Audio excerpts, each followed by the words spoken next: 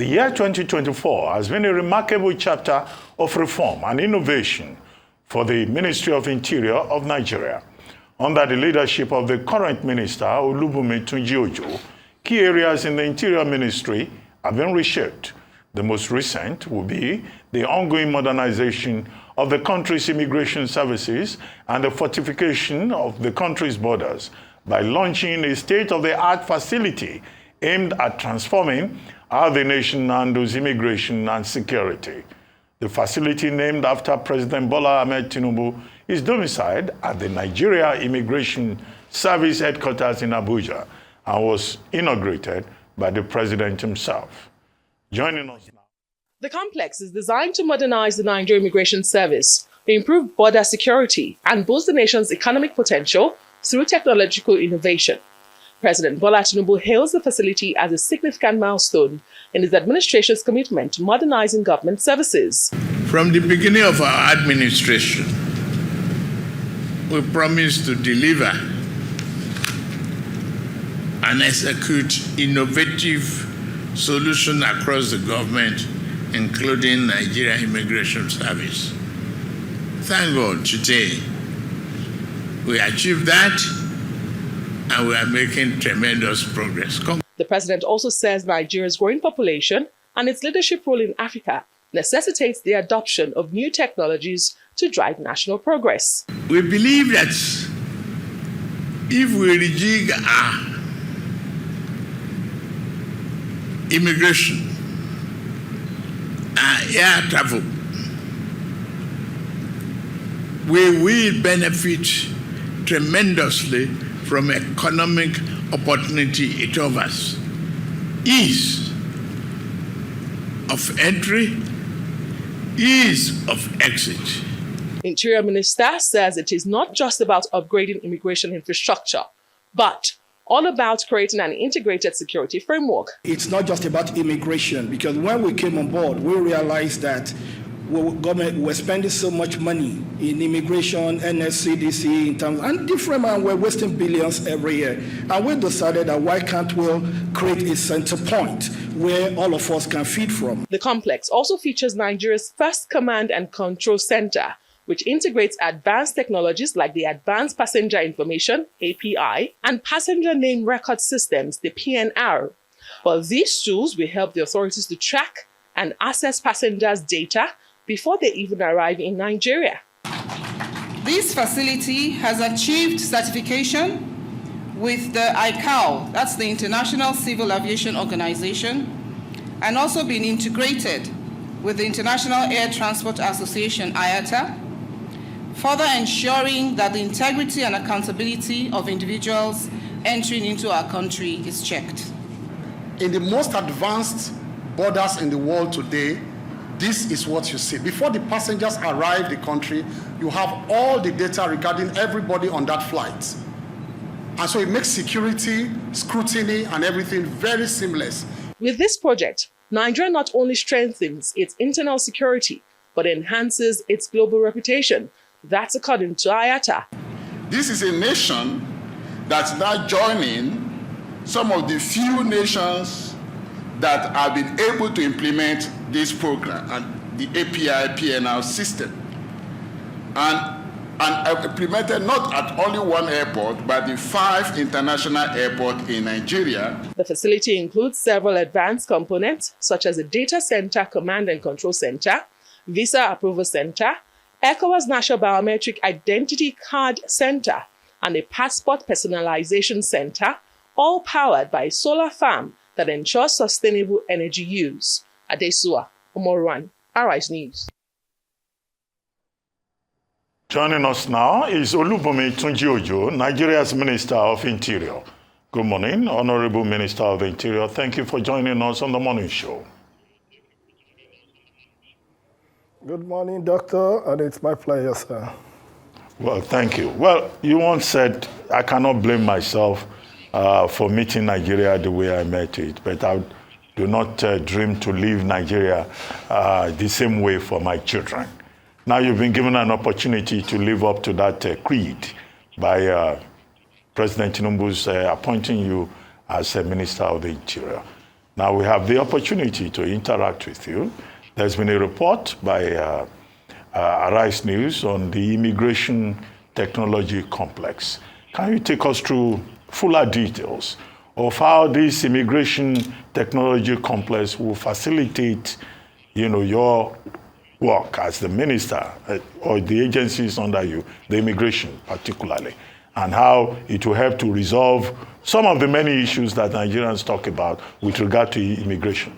Getting passport, for example, with ease, e-passports that you are introducing, people who live abroad, how they can be part of this to make sure that the problems they complain about, either with renewal or getting a new passport, is not a problem. Or is that a different category altogether? If you could just take us through the details. Thank you so much, Doctor.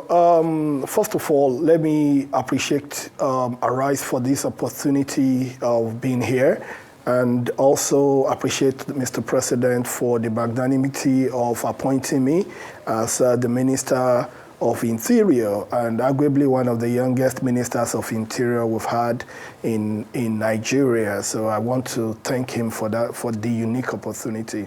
Now to what Doctor said, I think the motivation for public officers should be the fact that for every entry, there's always a date for exit.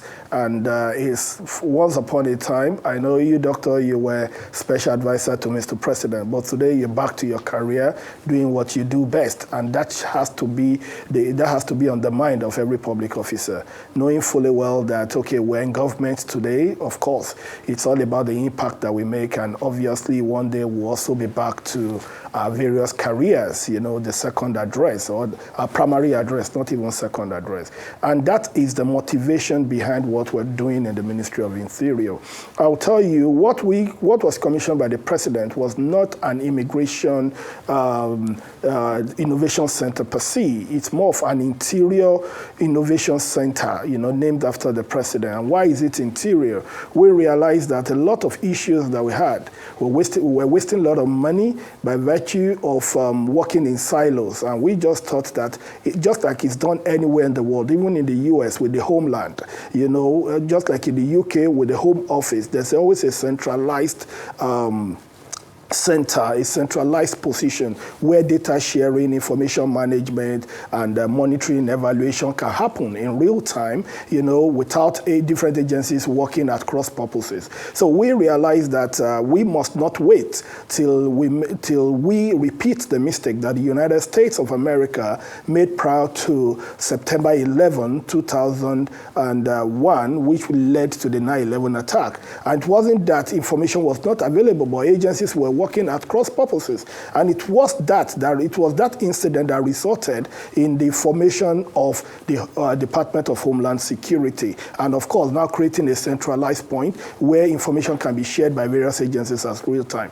I tell you, the data center, when we started, we had the ambition of building a tier 4 1.4 petabyte data center, which any IT person will tell you is extremely huge. But what we've been able to do, to the glory of God, we've been able to build an 8.3 petabyte tier 4 data center, which is arguably one of the biggest in Nigeria, if not the biggest. And anybody in the tech world will tell you the capacity of that. 8.3 petabyte is out of this world. It's massive infrastructure.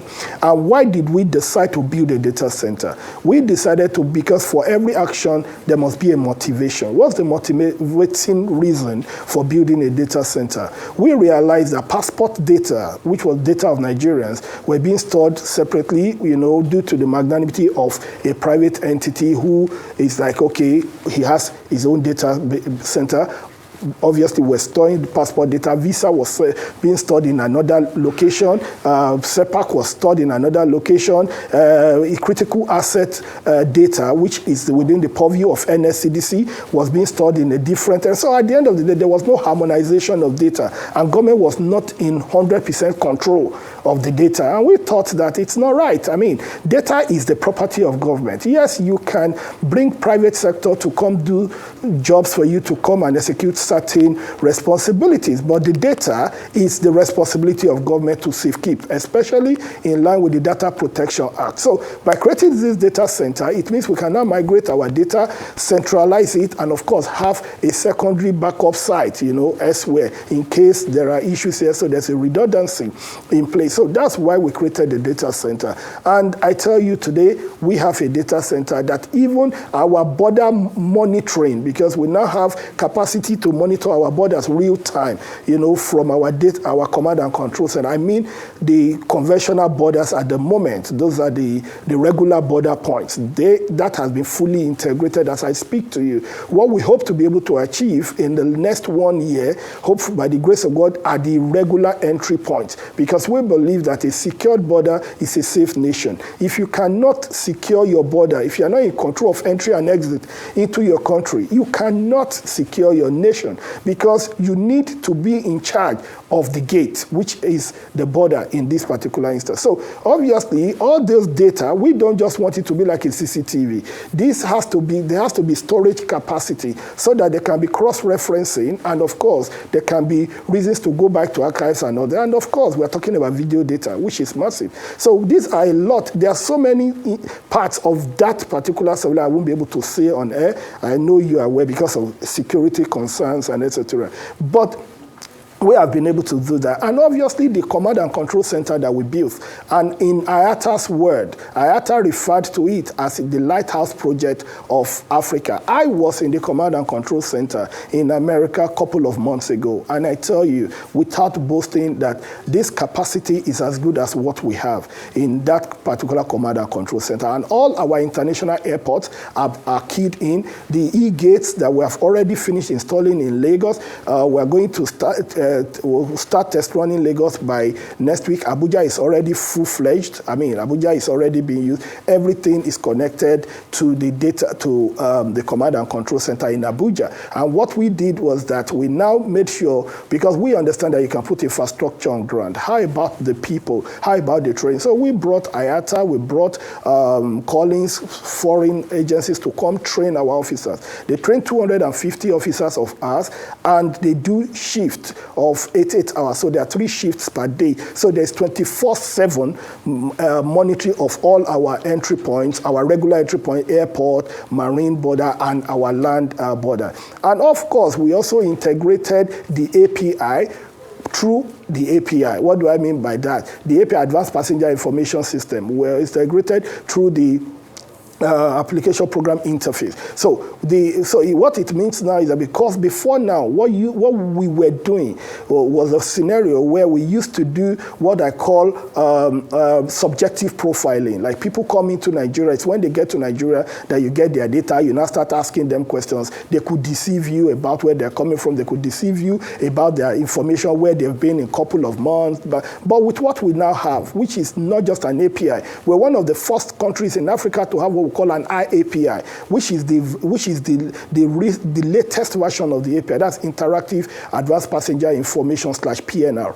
That's what we have now that has been commissioned and is live as I speak to you. So before you even leave your country, before you leave where you are, we already have all your detail. We have your pattern of life. We have your pattern of travels. We know where you've been in the last 3 weeks, 1 month, 2 months, and etc. We know maybe you've gone to a country of interest, maybe a lot of things I wouldn't want to go too deep into. So based on that, so when you come into Nigeria, the ease of doing business it's now enhanced, because if you are not a person of interest, there is no point disturbing you or asking you stupid questions or etc. Then you go. But if you are somebody of interest, then right there we can easily flag you and of course take control of that and protect the border system. And I'll tell you, within 72 hours, it was even published on Interpol site, on their handle, or in 72 hours, about 10 people of persons of interest on Interpol and on the watch list were arrested at our border post. That is within 72 hours of this project. Interpol themselves published that. So it's there. We picked them up at the point of entry. Before now, those guys would have come into Nigeria and become nuisance or for terrorists or whatever action. So what we're trying to do is to enhance the capacity of our officers to be able to objectively do their job, to be able, because you can't tell them to pre-profile as if they have lasers in their eyes when you do not give them the tools, the instruments that are needed to enhance their jobs. All right, thank you, Honorable Minister. I mean, thank you so much, and congratulations on BATIC, the Bola Ahmed Tinubu Technology Innovation Complex, and also some of the innovations that you've introduced since you became minister. However, in order to, before we look forward and even talk about the present, a number of people would want to evaluate some of your innovations or what you've introduced since you became minister and how effective it's been. For instance, a number of people have talked about the process. I mean, you talk about data, so let me start with that.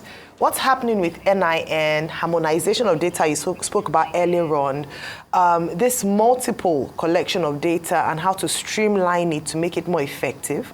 The linking of NIN to telephone numbers, which was meant to be an opportunity to be able to tackle crime and criminality, or to be able to, at least even with terrorism.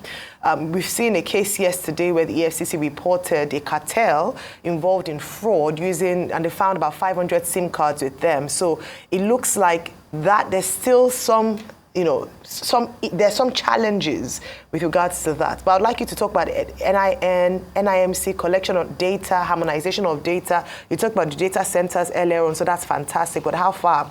And then the passports, because it's great to have, this great innovations or initiatives, but if they're not followed through, then Nigerians would not trust the new initiatives you're bringing on board, because what is the guarantee that they would work if the previous ones haven't? So in terms of the contactless passports, obtaining a Nigerian passport, the ease of obtaining one, I'd like you to just talk about that and the challenges that have occurred since the announcements you made earlier this year.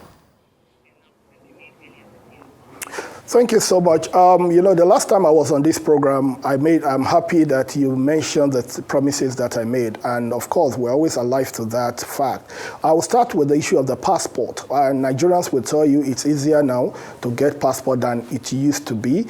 And of course, as I keep saying, government is work in progress. And it's a destination you can never reach, because it's in continuum. You have to keep improving and getting better. As I said earlier, we're not where we want to be, but we're not where we were. That means that there is progress. When you talk about the passport, when we came, you are aware of the backlogs. We had over 200,000. We cleared that. We made sure that we reject the entire process, and we're able to block certain loopholes. For example, we made it mandatory for people to upload their breeder documents and, of course, their pictures. I will tell you, before now we used to waste about 600 million naira every year just to scan ordinary breeder document and upload. These are things people could do on their own, and since then, people have been doing that, and the process is easier. But just as we say in the tech world, that until there is full automation, you can never curb excesses, and that's what we're trying to do. So the whole passport scheme, that side, in terms of ease of application, it's easier, it is better, but of course there are rooms for improvement.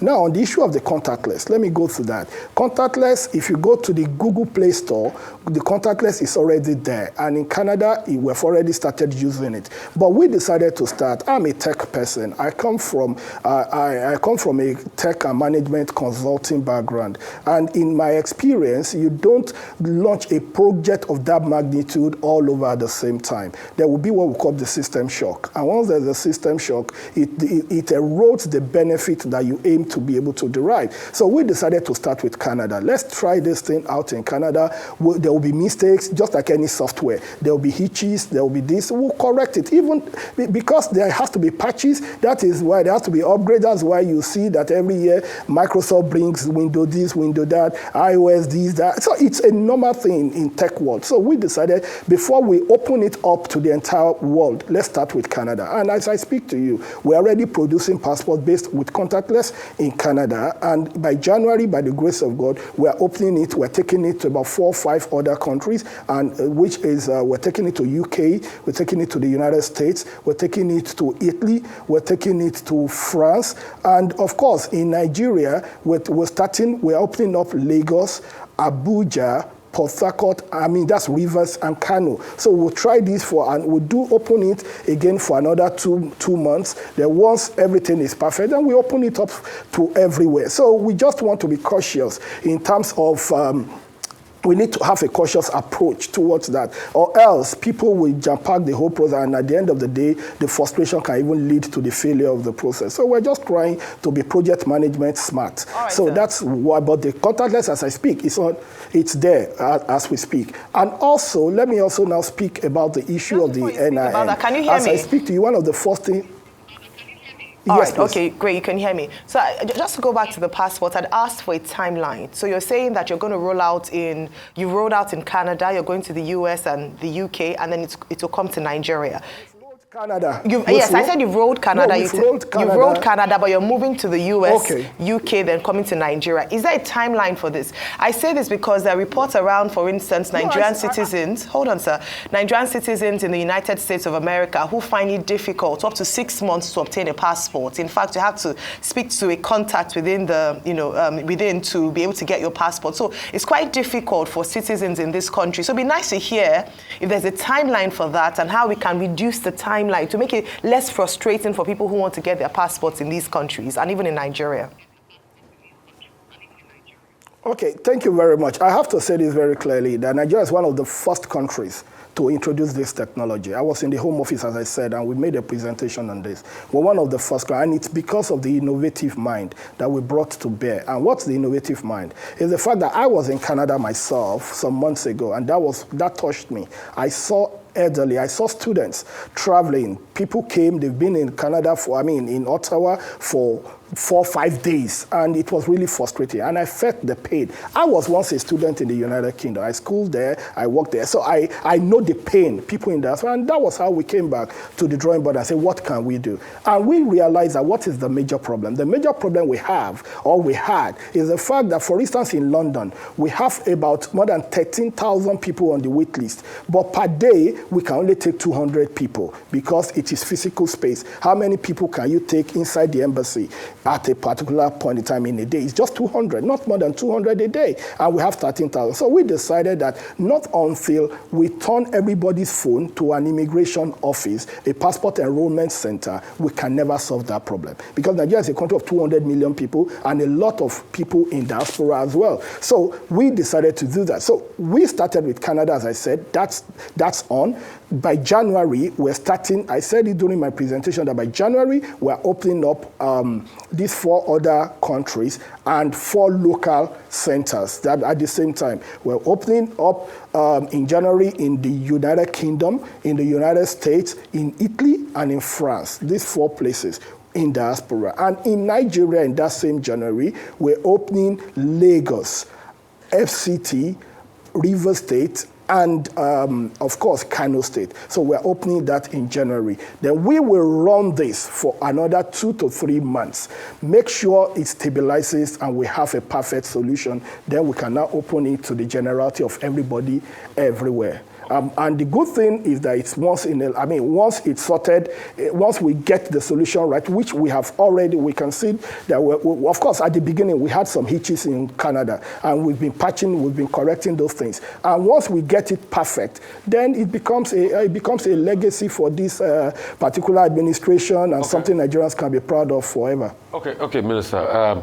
Thank you for that, and good one there. But I've got still some complaints. Maybe we should also now check third parties that help us process visa payments. There's a story that has been coming out of Sweden that people that put their card in a certain website for a third party to get visa payments, they said afterwards money is being charged on their cards, and they've been making that story. So maybe you should investigate and see how we can get on top of that out of Sweden.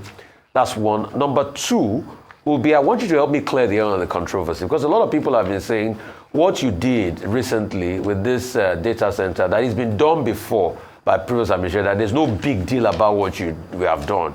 People are just making note of the fact. In fact, they even cited the name of your predecessor, that, they did something too like this. Just help me clarify as regards this. Then thirdly, the API. I'm excited when you talk about API because it pops my ear, because I'm also in tech. I've done a lot in tech. Do you have this API set that interfaces with all the security, touch points and triggers alerts also from this security touch point. So, for instance, will this be able to tap into NSCDC, the DMI, military intelligence, everybody across board, and it triggers a ball? And do you all share the same database system with this API system to be able to nullify the conversation of interagency rivalry, like they say? Thank you very much. Thank you, Rufai. The issue about the Canada, I will investigate that, and I will get back on that. But the payment gateways, people pay via a payment processor, which is the same way all over the world. Even if you go on Amazon and co, it's all about payment gateways, But as I said, I don't want to refute. I don't want to acknowledge, but we will investigate in a responsible and responsive manner, and we'll make sure that the right thing is done. Then on the issue of, you raised the issue of the API. Yes, I can tell you critically that through the Office of the NSA, a lot of coordination is going on. When you come in now, especially in our centers, you do not see DSS again at that forefront and etc. as it used to be. That's because there is handshake, there's information sharing, and there is no interagency rivalry, none at all. In fact, this has even made it easier because what you get on one is what you get on the other, and it makes response easy. And at the beginning of my speech today on this interview, I spoke about the rationale behind the formation of Homeland Security in the United States, that was a response to 9/11, and it was because it wasn't that the information was not there, but there was no connection, there was no interoperability between various agencies, and America paid dearly for that. So after that, America came to the conclusion that there has to be a Department of Homeland, to be able to coordinate and make sure that everything works well. So we are not ready because, like my mom always says, it takes a fool not to learn from other people's mistakes. A great man is not a man that learns from his mistake. A great man is a man that learns from the mistakes of others in order to avoid him making the same mistake. So that's what we're trying to do. So there is obviously interoperability, NSCDC, immigration, yes, a lot. We're all working together. And that's how we were able to get the 10 people in 72 hours that we got. It's because of the beauty of working together. We achieve a lot when we work together. When we work in silos, we achieve nothing. Minister, basically. But you asked me a second question, which I can't recall. So I asked the question, what's it called, about what you have done. Yes. And what a lot of people were saying that, it's been done before, that there's no big deal about what you have done. People that are saying all of that, comparing that, the last person, they had done it before. Okay. Yeah, let me say this very clearly. In the first place, let me start by saying that this particular government is not in competition with anybody. What's most important is the welfare, the well-being of Nigerians, the interest of Nigeria. But nevertheless, I would like to say this very clearly. When we came on board, it's very clear. A lot of these things, the data center, the command and control center, the solar farm that we have, that's a battery of 4 megawatt, all the infrastructure, we started from the foundation. What we inherited was the ECOWAS passport center, that wasn't complete at that particular point in time. But about what we've done, this government started it, and we are happy to say that for the benefit of Nigeria, without trying to take any credit for it. And I'm also happy that you're a tech person. I know you've mentored a lot of people in Yaba. You've done a lot in the tech space. I know that. And you know what an 8.3 petabyte database is. You know what that entails anywhere in the world. You know what it entails. I don't need to go too deep. And to have a command and control center that has a view of all regular migration points in the whole Nigeria, across 4,047 kilometers of our land border, across 5 airports, real time, and it's not a joke. It's a massive one by this particular administration. It's a massive one by Mr. President. And to be able to implement the Advanced Passenger Information System, which was not just a policy, it was a resolution of the United Nations Security Council. And Nigeria never did that. We never had it until this government came on board, and we implemented it, and we went above the API that was expected of countries to just do, and we moved to the realm of an interactive API, which is an IAPI, one of the first countries in Africa to do that, and to build a data center that even IATA referred to as the Lighthouse Project of Africa. You know, I think we should not diminish the relevance of all this on the basis of ego, and we should just let Nigeria be the winner in it. Minister, I really think there should be part 2 of this conversation, because you focused on immigration. People in civil defense, which is under your ministry, they are not getting their salaries as they should. Welfare is a problem there. Correctional service is also under your watch. We hear that our prisons are major centers of corruption. And then to get a passport now, we need to have certificate of origin, even for people who are abroad. Isn't that unfriendly and cumbersome? Certificate of origin for somebody living in New York and living in the UK. And then they say when they try to get in touch with you via social media, you don't respond to people who have raised a number of concerns. If you can deal with that in less than 1 minute. That's why I say there should be a part 2. Let me say, let me say, number one, I disagree with the fact about welfare of officers. I disagree totally with that, and I will tell you why. When we came, we inherited even promotion backlogs. In 18 months, we've been able to handle that and make sure that we're up to date. 52,000 officers were promoted in 18 months. That has never happened. This president came and took the issue of their health insurance, took the issue of their life assurance policy seriously, and created opportunity for that. This particular administration came and started introducing what we call rent and peculiar allowance, and they started paying. The issue of salaries, for 1 or 2 issues that has to do with salary, is not within the purview of the ministry. We don't pay salary. That is purely something that has to do with the office of the Accountant General of the Federation. And I tell you that it is not peculiar to only the Ministry of Interior. And of course, the Accountant General office is on top of it. I set up a committee that is interfacing with the office of the Accountant General. So when we talk about welfare of officers, it has never been better than this. And they will themselves, we attest to that. And this particular president also increased the establishment structure for all these paramilitary officers, increasing that, creating more opportunities for promotion, for elevation, and for career fulfillment. Nothing can be more of welfareism than that. So I disagree with that. Then on the issue of our prisons, please, I will want you to take a look at Kuje and even to some of our correctionals, and I can forward you the list. A lot of innovations are going on. And let me say this very clearly. This particular, I'll give you an example. One of the correctional centers we had was built in 1914. We had one that was built in 1886. Even Ikoyi was built in 1956. This president was not president then. I wasn't minister then. So we cannot solve a 100-year problem in one day. But the fact is that we are making progress. We are rehabilitating our correctional centers. And also, let me tell you also that it's not that we're concentrating on immigration, but it's because immigration has to do with day-to-day of our people.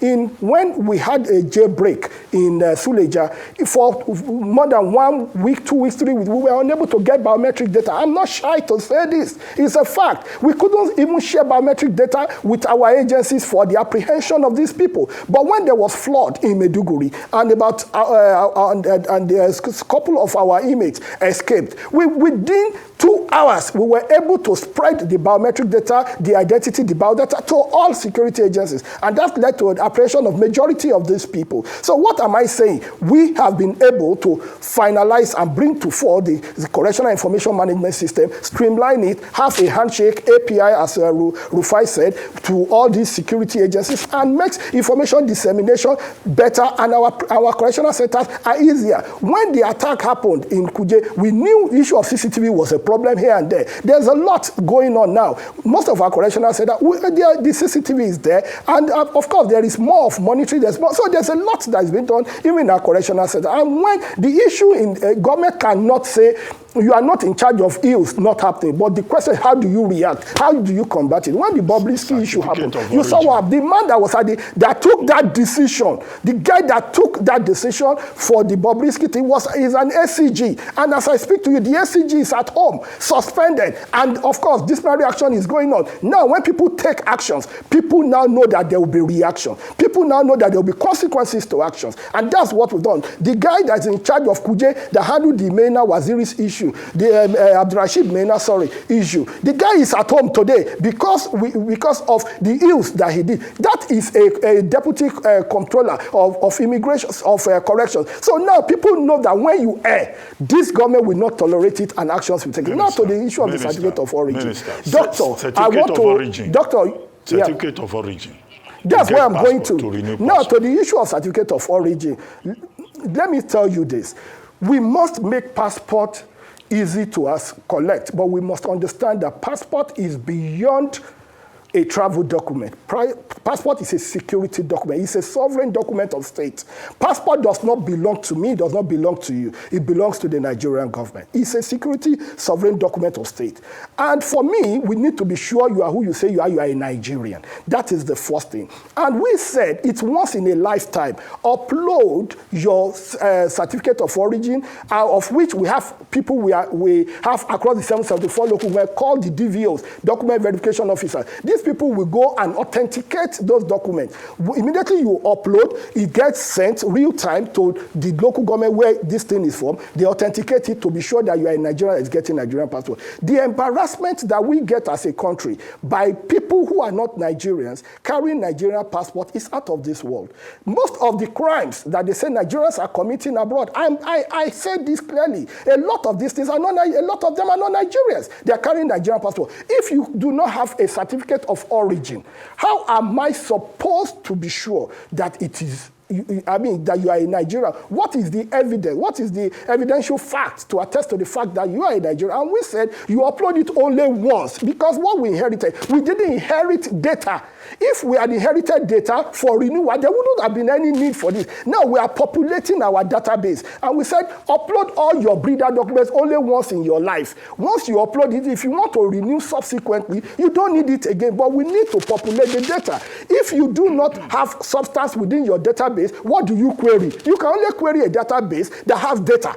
If a database is empty, there is nothing to query. There is nothing to authenticate. There's nothing to verify. There's nothing to confirm. So for me, I want to make passports easier, but not at the expense of national security, not at the expense of the integrity of the country. And I think these are desperate actions that we must take to sanitize the system. Ordinarily, it is because we have seen so many foreigners carrying Nigerian passports. That is why we are even asking for breeder documents. On a normal ground, if we had trusted the database, if we had trusted the integrity of our passport, we wouldn't have needed to start populating our database again. But because we saw that a lot of people... Minister, your point is clear. But why are they accusing you that you don't respond to inquiries to you, from you via social media? Briefly, because we have to go. Well, I'm surprised about that, because I respond to emails, I respond to social media every now and then. I have a staff that is in charge of that, and of course I go through after every day's job. So I do that very seriously, and I take that very seriously, because citizen feedback is very fundamental, is very key, integral to what we do. I will tell you, a lot of the achievements we've made, a lot of ideas, a lot of these innovations came from people sending us their problems. From there, we think about solutions. So if we've not been responding, if we've not been listening to them, there's no way we would have been able to achieve what we have achieved. But of course, as I said, it's work in progress. There's always room for improvement. Minister. And of course, we are not people that run away from criticism. We will see areas of improvement and of course, make it better for the Nigerian people. Thank you very much indeed. But please, I hope you will keep the promise to come again so that we'll have a part 2 of this conversation, because so many issues that affect Nigerians. Ministry of Interior, it's one of the most powerful ministries. Maybe someday, if anyone offers me anything, that's where I want to come to. Thank you very much, Honorable Minister of Interior.